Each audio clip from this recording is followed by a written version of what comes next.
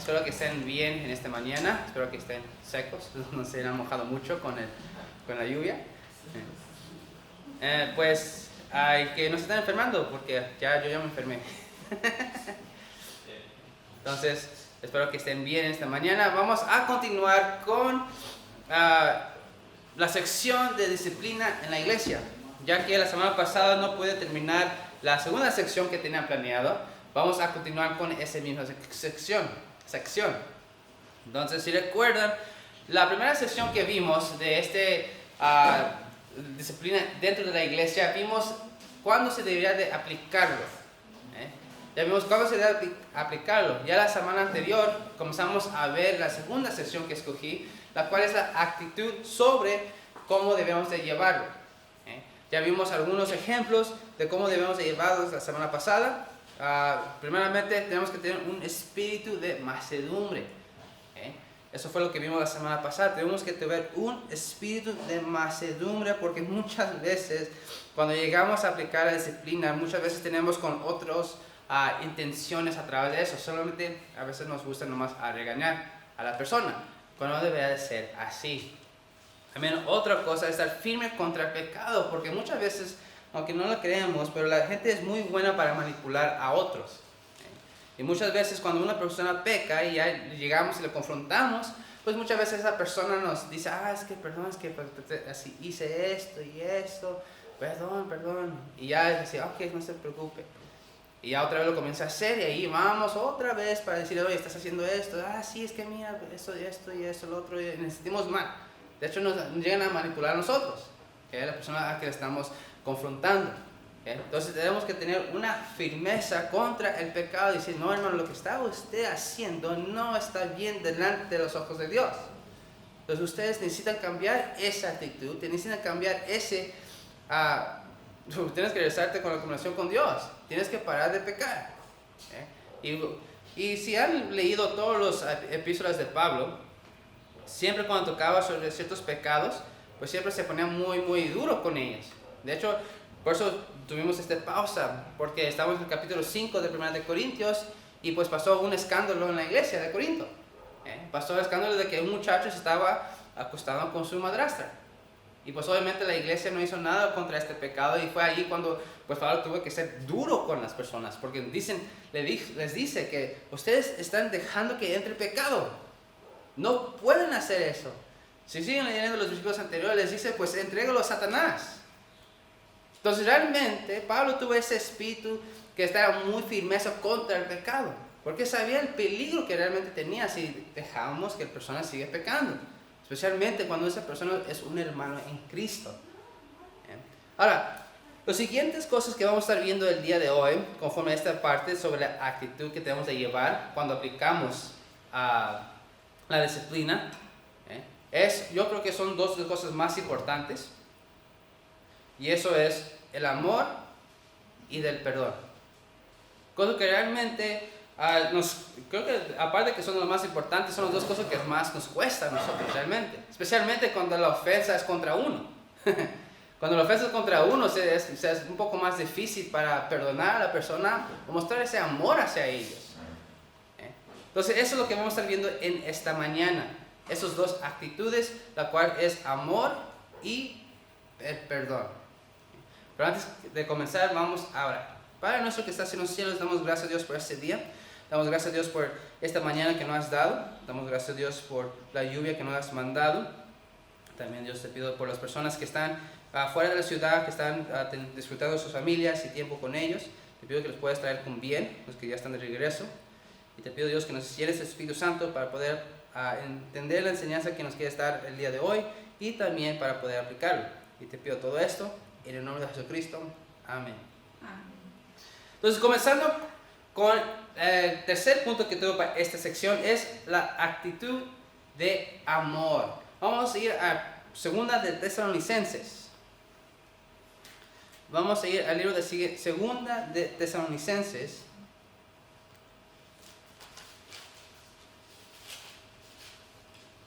Capítulo 3. Versículo 15. Segunda Tesalonicenses, capítulo 3, versículo 15 dice, Mas no lo tengáis por enemigo, sino amonestarle como a hermano.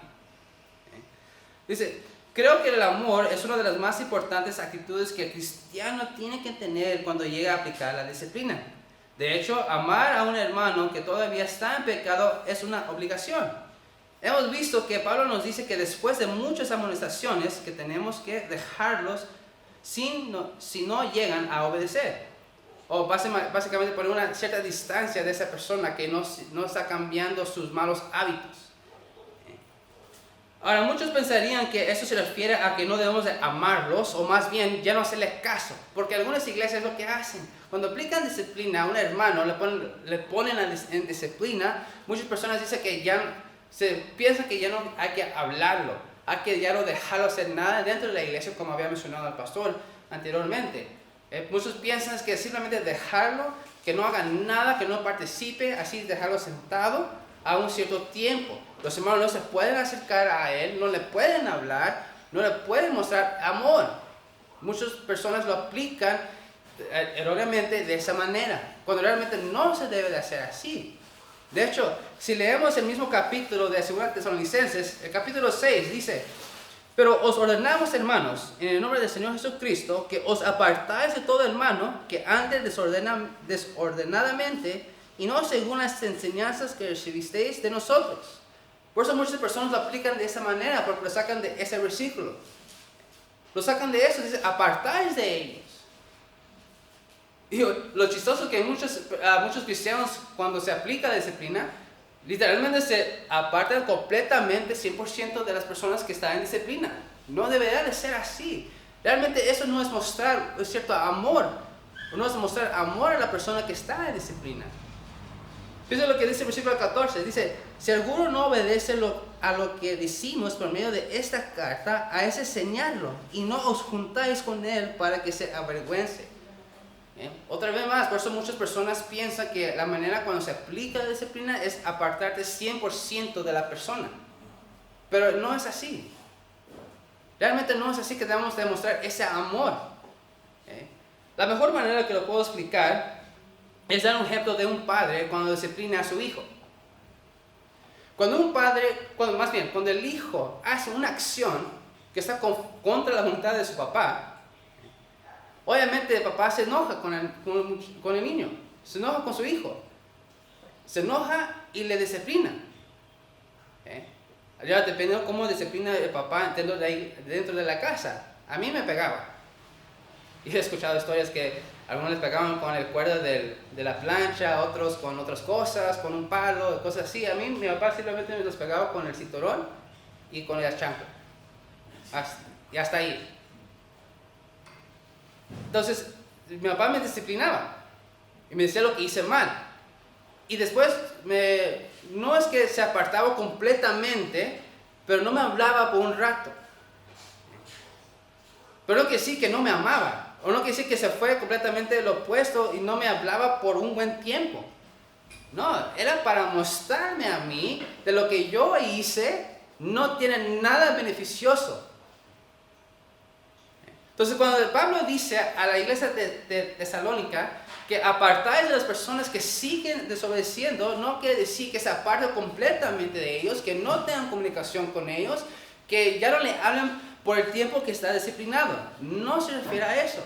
Se está refiriendo de que ya no te juntes tanto con la persona, para que ellos puedan ver que lo que ellos hicieron fue completamente malo y que no tiene nada de beneficioso lo que hicieron.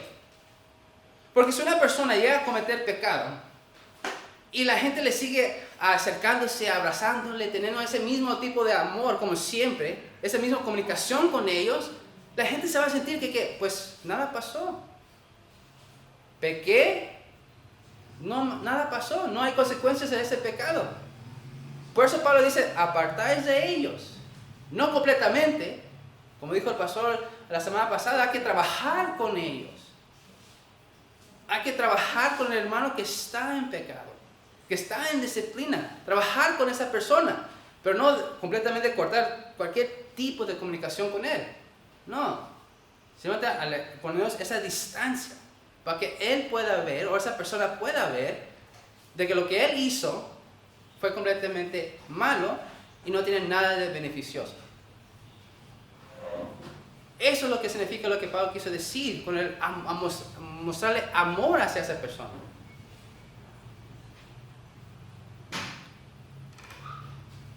Entonces, el amor realmente es algo muy, muy importante que nosotros tenemos que aplicar en nuestras vidas. Siempre tenemos que tener esa actitud de amor. Es muy interesante porque se nos ha dicho que hay 3 tipos de amor. El amor eros, el amor philos y el amor agape. Fileo, perdón, era fileo. El amor fileo, el amor agape. Ahora, muy interesante, obviamente se dice que el amor eros es básicamente más cuando es una relación íntima con las personas. Cuando tienen relaciones sexuales. Eso es básicamente el amor eros. Ahora, muy interesante ver, lo estaba viendo en un diccionario bíblico, si no saben el bíblico de Wycliffe, es muy interesante cómo él dicta este tipo de amor. Porque sí, el amor se aplica cuando es más en acción, cuando hay relaciones íntimas. Pero muchas veces es un tipo de amor que es satisfactorio propio, realmente. Ese tipo de amor, eros, es un amor muy satisfactorio para uno mismo. Se me dio mucho la atención eso, que realmente sí, si lo llegas a pensar, muchas veces es un amor propio. Quieres satisfacer tu propio ser. Por eso es muy interesante que el Nuevo Testamento no habla mucho de este tipo de amor, ni siquiera una vez. No habla de ese tipo de amor, porque obviamente el amor que habla el Nuevo Testamento no es de uno mismo, sino que es de otros. Muy interesante, la verdad. Me gustó mucho cómo lo definió Wycliffe. Muy interesante. El segundo, el fileo, el philos, también que lo he visto en inglés que así lo dicen philos. Entonces, ese amor es ese tipo de amor que hay entre hermanos carnales o familia carnales. Es muy interesante porque Wycliffe también mencionaba o lo definió de esta manera, que es un amor que no sabemos por qué lo hacemos o por qué amamos. Yo me quedé pensando mucho así, ¿a qué se refiere esto? ¿Cómo que es un tipo de amor que no puedes explicar? Y traté de pensarlo y dije, ya el pastor me ayudó porque le pregunté, porque realmente no sabía a qué se refería. Después le pregunté al pastor y el pastor me dijo, es como, imagínate, tienes tíos, ¿no? Ajá. ¿Y los amas? Claro. ¿Por qué? No sé. Ahí está. Entonces es muy interesante ese tipo de amor del fileo, porque es un tipo de amor que tienes con tus familiares que realmente los quieres. Realmente no sabes por qué. No tiene explicación por qué amas a esa persona, pero simplemente lo quieres, lo amas. ¿Por qué? Porque es tu familiar. Porque yo tengo familiares que no son salvos, pero aún así los quiero. Aunque hagan cosas malas contra mí, pero los quiero de todos modos. Ese es el amor fileo. Y el tercero, la cual es agape, me gustó mucho cómo el diccionario de Wycliffe lo dice. Lo dice de esta manera, que el agape es cuando uno hace una acción para el otro. Y eso me impactó. Porque es muy interesante, el mundo tiene esa idea de que cuando realmente amas a una persona, tiene que ser incondicional. Que simplemente la amas a la persona y ya. Tú no tienes que hacer ningún esfuerzo para esa persona porque tu acción simplemente lo hace. No necesariamente. Es una acción que llevas a esa persona. Cuando realmente amas a una persona, haces acciones para el bienestar de esa persona. Eso se refiere el amor agape. Porque, ¿y quién más le puede mostrar un ejemplo de ese tipo de amor sino Dios? Dice la Biblia que Él murió por nosotros. ¿Por qué? Porque nos amó. ¿Sabía Dios que a morir por nosotros, que eso iba a mostrar de que, si yo muero por ellos, ellos van a amarme a mí? Ellos van a hacerme caso y ellos van a obedecerme. No, Dios no lo hizo de esa manera.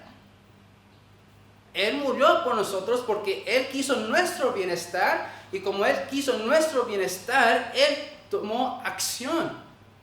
¿Y cuál fue esa acción? La obra que nuestro Señor Jesucristo hizo en la cruz. Ahí nos muestra el amor que Él tuvo para nosotros. No porque Él sabía si muriera por nosotros, que ahora nosotros lo vamos a obedecer a Él, no. Simplemente nos amó y tomó acción. Y muchas veces Pablo dice de esto dentro de la Biblia. Vamos a ver, vamos a ir a 1 Corintios, en el libro que estamos estudiando.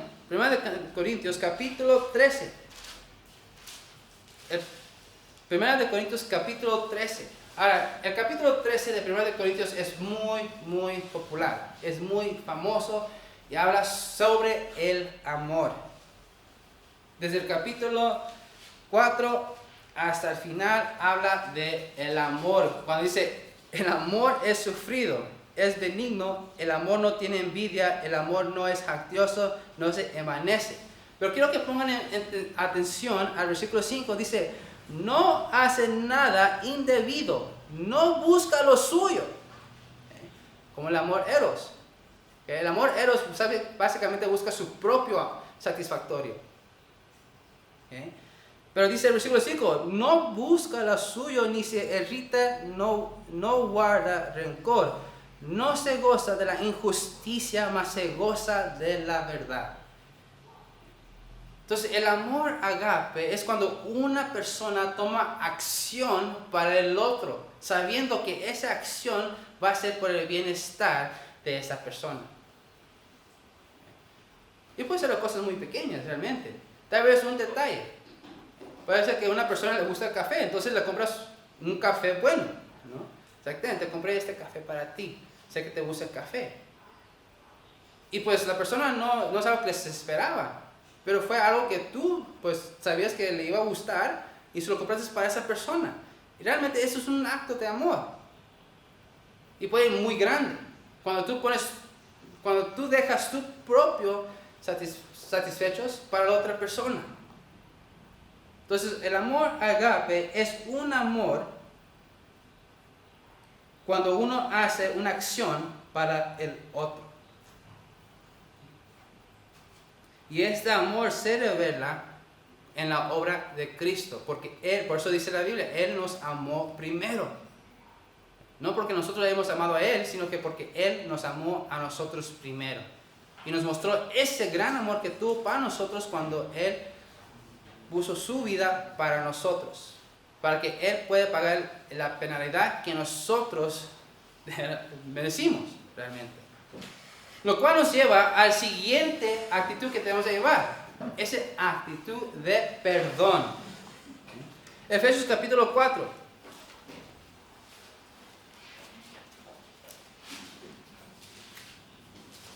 Efesios capítulo 4, versículo 32. Dice, antes ser benignos unos con otros, misericordiosos, perdonándonos unos a otros, como Dios también os perdonó a vosotros en Cristo. Por último, tenemos que tener una actitud de perdón. Esto sigue después de tener una actitud de amor cuando aplicamos disciplina en la iglesia. Cuando llegamos a tener una actitud de no amar, tendremos una actitud de no perdonar. Y si no perdonamos, tendremos una actitud sin mansedumbre. Esos cuatro realmente van a la mano. Cuando se trata de aplicar disciplina en la iglesia. Pero cuando hablamos del perdón, eso es un estándar que Pablo nos dejó. ¿Cómo puede ser cuando una persona llega a los pies de Cristo y se arrepienta de sus pecados y Cristo los llega a perdonar esos pecados? Y Él no puede perdonar a alguien más por las ofensas que esa persona ha hecho. No tiene sentido. Eso es un peligro porque no está dando el testimonio de Cristo en su vida. Básicamente es como un acto de aprovechar el hecho de que Dios me perdonó a mí y hasta ahí. Dios me perdona a mí solamente. Ya está todo bien. Yo no tengo que hacer las mismas actitudes con las demás personas. Entonces básicamente eso es como si está aprovechando de la misericordia de Dios. No, nosotros también tenemos que tener esa misma actitud hacia las personas, tener esa actitud de perdón. Tenemos que perdonarlos como Cristo nos perdonó a nosotros. Dios nos da el fruto del Espíritu Santo, por lo tanto tenemos que mostrar ese mismo perdón a aquellos que han cometido la ofensa contra nosotros, especialmente cuando es una ofensa personal. Cuando es una ofensa personal es muy difícil realmente de perdonar a la persona. No es fácil, realmente no es fácil. Ahora, algo muy interesante del perdón, creo que el mundo también tiene una idea completamente así, erróneamente. Dicen que el perdón es un sentimiento. Dice, por ejemplo, cuando una persona llega a tener una ofensa contra la persona, dice, es que tú no siento que debo de perdonarlo. No, tú no lo siento. Es una mentalidad errónea, realmente. El perdón no es un sentimiento. Eso es lo interesante. El perdón realmente llega a ser una decisión. Entonces, si veo de esta manera, que el perdón es una decisión y no un sentimiento, se pone un poco más difícil de aplicarlo. Y es ahí cuando puedes ver realmente qué tipo de actitud tiene el cristiano contra el otro cristiano. Porque si no toma esa decisión de perdonar al hermano, entonces está dejando que sus propios deseos domine su corazón. Está dejando que sus propios deseos satisfacen su propio cuerpo. Y dan la excusa de que es que yo no siento que te deba de perdonarlo. No, el amor no es un sentimiento, el perdón no es un sentimiento, sino el perdón es una decisión. Nosotros tenemos que decidir a perdonar a esas personas. Una vez más, como había mencionado, no es fácil. Especialmente cuando la persona ha dado una ofensa contra nosotros. No es fácil de perdonar a la persona. Pero ¿cuándo vas a empezar? Mejor decide de una vez a perdonar a la persona y trabajar con él. Porque cuando trabajamos con la persona es cuando llega a crecer ese amor. Cuando trabajamos con esa persona y estamos cerca de esa persona es cuando realmente podemos crecer una relación con tal persona. Por eso tenemos que tener esa actitud de perdón. Vamos a ver lo que dice.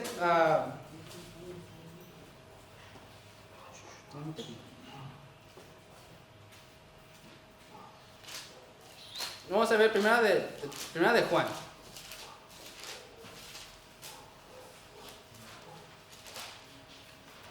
Como había mencionado, el amor y el perdón siempre van a la mano. ¿Okay? Porque recuerden, el amor realmente es ese tipo de amor, el amor agape, que pones la acción para otra persona, para la otra persona. ¿Okay? Pero si no perdonas, pues no estás mostrando ese tipo de amor. ¿Okay?